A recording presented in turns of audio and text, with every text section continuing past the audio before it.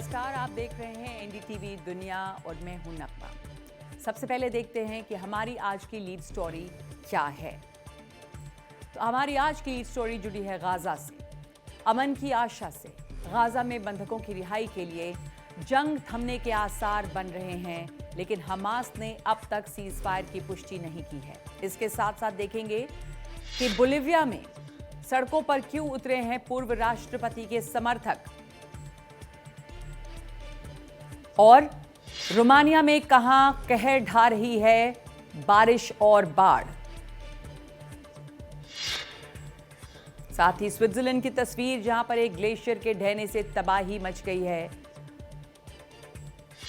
और आखिर में आज दुनिया की सबसे लोकप्रिय सब्जी या सबकी लोकप्रिय सब्जी आलू का दिन है। आगे देखिए।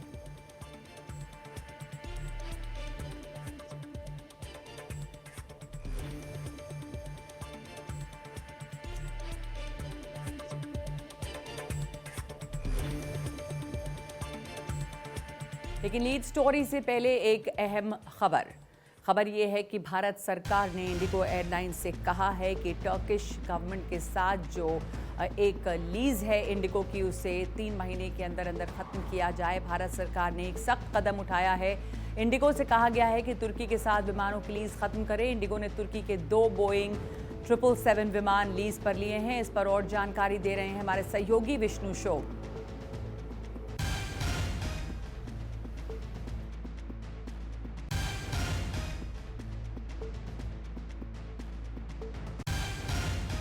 इंडिगो एयरलाइंस का जो वेस्ट यूरोप और अमेरिका के जो रूट्स चल रहे थे, जो सर्विसेज वो लोग प्रोवाइड कर रहे थे टर्किश एयरलाइंस के साथ, वो शायद 3 महीनों के अंदर समाप्त होने वाले हैं।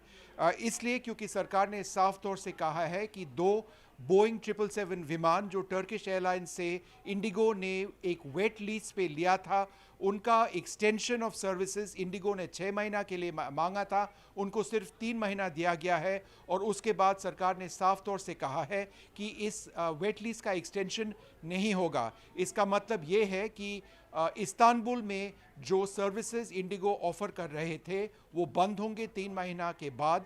और वेस्ट यूरोप और अमेरिका और अफ्रीका में इंडिगो के जो पैसेंजर्स उस रूट से जाते थे, उनको दूसरे फ्लाइट्स के ऑप्शंस देखने पड़ेंगे। सरकार ने 3 महीना के लिए ये एक्सटेंशन इसलिए दिया है क्योंकि पैसेंजर कन्वीनियंस देखते हुए, क्योंकि काफ़ी पैसेंजर्स ने ऑलरेडी अपने बुकिंग्स इस रूट पे और इन विमानों में किए हैं। तो अब ये 3 महीना बाद ये समाप्त होगा। उसके बाद इंडिगो ये रूट्स ऑपरेट नहीं कर पाएंगे, इस एयरलाइन के साथ ये टाई अप नहीं हो पाएगा। और अब आज की लीड स्टोरी। गाजा में पिछले 24 घंटों के दौरान इजरायली हमलों में 67 लोगों की मौत हो गई और 179 लोग घायल हैं। गाजा के लोगों पर लगातार एक खौफ का साया है, मौत का साया है, लेकिन अब एक बार फिर से जंग खत्म होने के आसार बन रहे हैं। इजरायल बंधकों की रिहाई के लिए जंग रोकने को तैयार हो रहा है। हमास चाहता है कि जंग पूरी तरह से रुके, लेकिन कहा जा रहा है कि बातचीत आगे बढ़ी है। एक ट्रूस डील यानी कि एक संधि की बातचीत हो रही है। जिन इजरायली बंधकों के बारे में माना जाता है कि कैद के दौरान उनकी मौत हो चुकी है, उनके परिवार वालों के साथ बातचीत में नेतन्याहू ने इस बारे में बात की है और अमेरिका भी इस संधि की बात की पुष्टि कर रहा है। इजरायली हमलों में जान जाने की फिक्र न रहे, बम और गोले न गिरते रहें और लोगों को पेट भर खाना मिले, इसके लिए गाजा में लंबे समय से कोशिश हो रही है और ये सीज फायर की कोशिश अब कुछ कामयाब होती दिखाई दे रही है। अपने बंधकों की रिहाई और लड़ाई रोकने के लिए इजरायल सरकार ने पश्चिम एशिया के लिए अमेरिका के विशेष दूत स्टीव विटकॉफ का प्रस्ताव मंजूर कर लिया है। व्हाइट हाउस की तरफ से कहा गया है कि इजरायल ने गाजा में 60 दिनों के सीज फायर के प्रस्ताव पर दस्तखत किए हैं। व्हाइट हाउस की प्रेस सचिव कैरोलाइन लिविट ने कहा कि हमास के पास भेजे जाने से पहले ही इस पर इजरायल ने दस्तखत कर दिए थे। I can confirm that Special Envoy Witkoff and the President submitted a ceasefire proposal to Hamas that Israel backed and supported. Israel signed off on this proposal before it was sent to Hamas. लेकिन Hamas की तरफ से कहा गया है कि उसे एक प्रस्ताव मिला है और उसके नेता इस पर विचार कर रहे हैं। इस प्रस्ताव के मुताबिक इजरायल को गाजा में चल रहे अपने अभियान को रोकने का वचन देना जरूरी नहीं, लेकिन दोनों पक्षों के बीच लंबे समय के लिए सीज फायर की बातचीत इसमें जरूर है। इसमें गारंटर होंगे अमेरिका, इजिप्ट और कतर। इजरायल को लगता है कि गाजा में अब भी 58 बंधक हैं, जिनमें से 20 जिंदा हैं। एक बड़े इजरायली अधिकारी के मुताबिक इस प्रस्ताव में 10 जिंदा बंधकों और 18 शवों को लाने के लिए 60 दिन के सीज फायर की बात है। ये काम 2 चरणों में होगा। इजरायल 1236 फिलिस्तीनी बंधकों को रिहा करेगा और 180 शव सौंपेगा, लेकिन इजरायल का कहना है कि इसे सीज फायर कहना ठीक नहीं।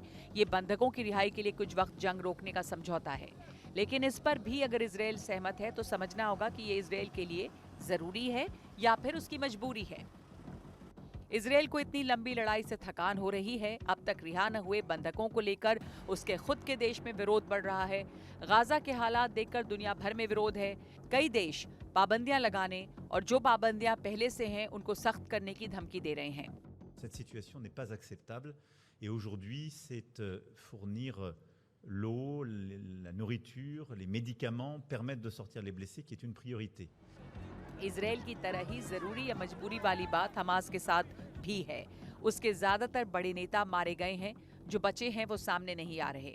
इस वक्त इजरायल की फौज का सामना करना भी उनके लिए संभव नहीं। गाजा के लोग भी हमास का विरोध कर रहे हैं। बंधकों की रिहाई को लेकर भी दबाव बढ़ रहा है। सबसे बड़ी बात कि लोगों के पास खाने के लिए भी कुछ नहीं बचा है। इजरायल गाजा में अपनी शर्तों पर जंग रोकने की बात कर रहा है और दूसरी तरफ वेस्ट बैंक में अपना अभियान तेज कर रहा है। वेस्ट बैंक में लगभग 30 लाख फिलिस्तीनी रहते हैं। वहां उसने यहूदियों की 22 और बस्तियों की योजना को मंजूरी दे दी है। वो इस इलाके में पहले ही 100 बस्तियां बसा चुका है, जिसमें 5 लाख लोग रहते हैं। इन जगहों पर अपार्टमेंट से लेकर शॉपिंग मॉल्स, पार्क और कारखाने सब कुछ है। सीज फायर और वो भी लंबे समय का इस वक्त इजरायल की जनता के लिए भी और गाजा की जनता के लिए भी जरूरी लग रहा है, लेकिन दोनों ही तरफ के नेता अपने अपने फायदे के लिए किसी न किसी बहाने से इसे टालते रहे हैं। हमारे साथ जुड़ गए हैं डॉक्टर वाइल अबाद, जो कि पश्चिमी एशिया के मामलों के जानकार हैं।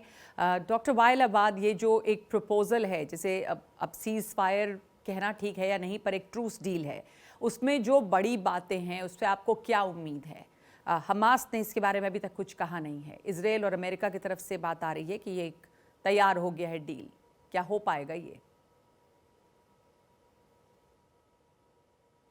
सबसे बड़ी बात ये है, पहले तो उन्होंने अमेरिकन में जो प्रपोजल आ गया था वो परमानेंट सीज फायर होना चाहिए, लेकिन जब तक दोबारा अमेरिकन एनवॉय उन्होंने खुद डाल दिया था, उन्होंने ये जो इजराइल एग्री किया था इसके लिए कुछ नहीं लिखा, ये परमानेंट सीज फायर होना चाहिए। इसलिए ये तो हमास को मना कर दिया था, लेकिन आज तक जब तक बहुत काफी प्रेशर चल रहा था, क्योंकि आपके मालूम हो गए ये तो यूएन सिक्योरिटी काउंसिल मीटिंग चल रहा था, उसी के ऊपर है, तो इजराइल के लिए कंडम करना चाहिए, तो बिल्कुल बंद करना हर हालत में, ये cease fire total cease fire करना चाहिए। इसलिए अभी तक ये फिलहाल में अगर ये सीज फायर इम्प्लीमेंट हो रहा है तो तीनों पार्टी सेटिस्फाइड हो रहा है, then we can see some kind of light at the end of the tunnel. अब सवाल ये भी है कि क्या ये जो ट्रूस डील की बात हो रही है, जिसके बारे में अमेरिका कह रहा है और इजरायल कह रहा है, वो हमास मानेगा या नहीं मानेगा? इजरायल के अंदर भी काफ़ी दबाव है इजरायल पर बंधकों को छुड़ाने का, तो देखना होगा कि क्या बीच का रास्ता निकलता है।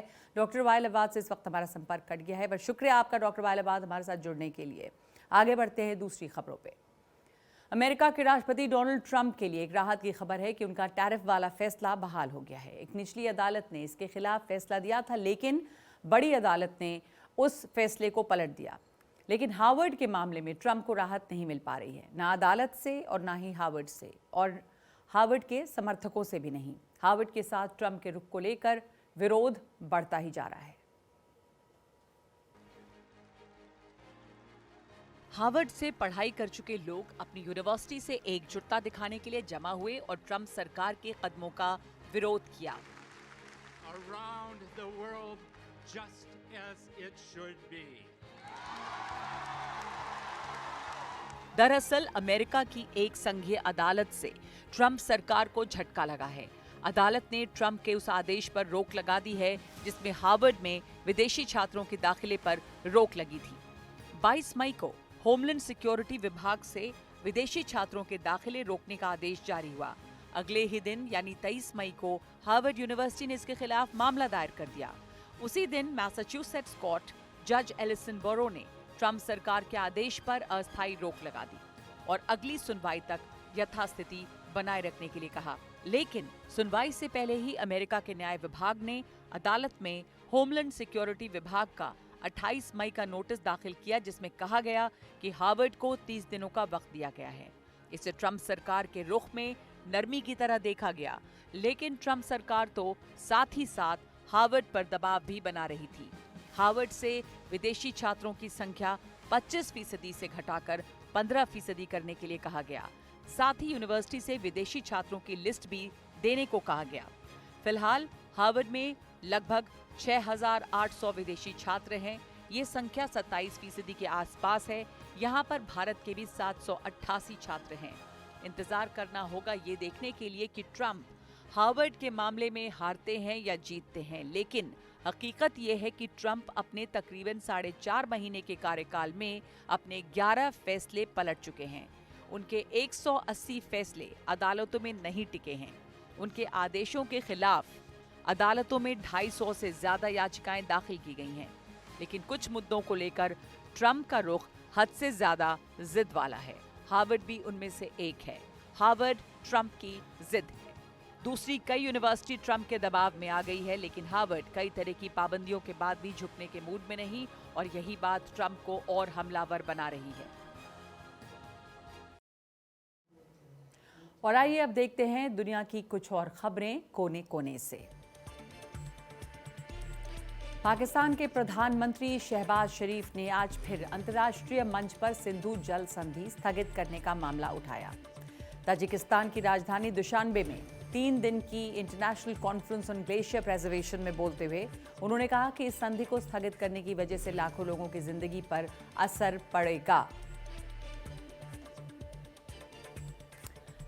लापाज में बोलिविया के पूर्व राष्ट्रपति इवो मोरालेस के समर्थक पुलिस से भिड़ गए। उन्होंने अपने विरोध को राजधानी से बाहर ले जाने की धमकी दी है। अगस्त में होने वाले राष्ट्रपति चुनावों में उम्मीदवारी के लिए इवो मोरालेस को अयोग्य घोषित कर दिया गया है।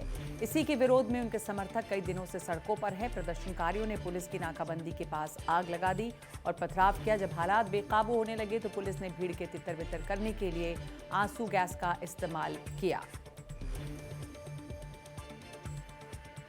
और रूस के विदेश मंत्री सर्गेई लावरोव ने शुक्रवार को रूस, चीन और भारत के बीच त्रिपक्षीय बातचीत फिर शुरू करने का सुझाव दिया है। यूरेशियन सुरक्षा पर एक फोरम में उन्होंने सुझाव दिया। रूस, भारत और चीन के बीच बातचीत की शुरुआत 90 के दशक में उस वक्त के रूसी विदेश मंत्री येवजेनी प्रिमाकोव ने शुरू की थी।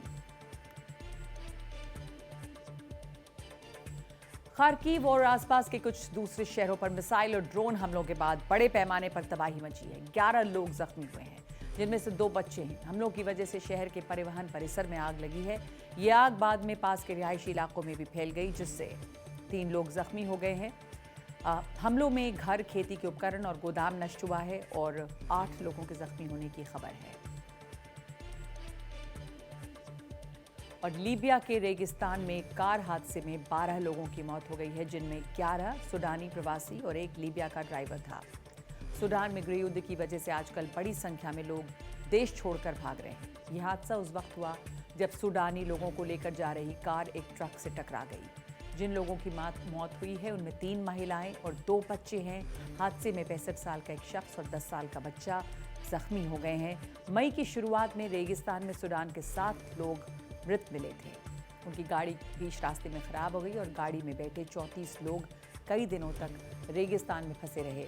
चाड और लीबिया के बीच ये वो इलाका था जिसका इस्तेमाल लोगों को इधर से उधर ले जाने वाले गिरोह करते हैं। और पिछले 2 दिनों से भारी बारिश की वजह से रोमानिया के कई इलाकों में जबरदस्त बाढ़ आ गई है। मध्य रोमानिया के कोवासना और ब्रासोव से उत्तर पूर्व के बोतोसानी से सैकड़ों लोगों को निकाला गया। बाढ़ की वजह से गुरुवार को एक पुरानी नमक खदान को खतरा पैदा हो गया है। इस खान में सुंदर गैलरी है, एक धार्मिक स्थान भी है। सैलानियों के बीच ये बहुत लोकप्रिय है।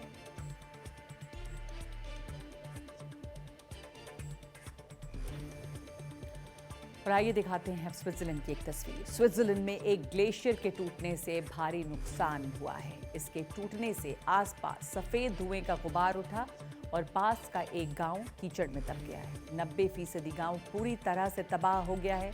इस गांव को कुछ दिनों पहले ही एहतियातन खाली करवा लिया गया था। 300 लोग और पालतू पशुओं को निकालकर सुरक्षित जगह पर ले जाया गया है।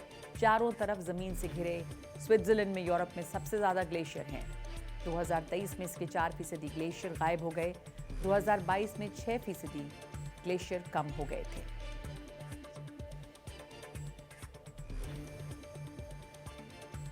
और आखिर में आज का वीडियो तो दिखाते हैं आपको। आज वर्ल्ड पोटैटो डे है। ये एक कुम्पिर है, साधारण नहीं, खास किस्म की आलू की डिश।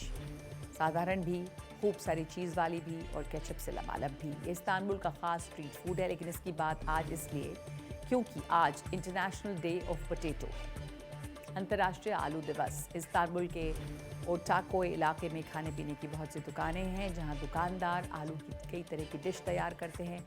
इनमें से कई आलू तो 1 किलो तक वजन वाले होते हैं। दुकानदारों का कहना है कि उनके यहाँ हर महीने 2 से 3 टन आलू का इस्तेमाल होता है।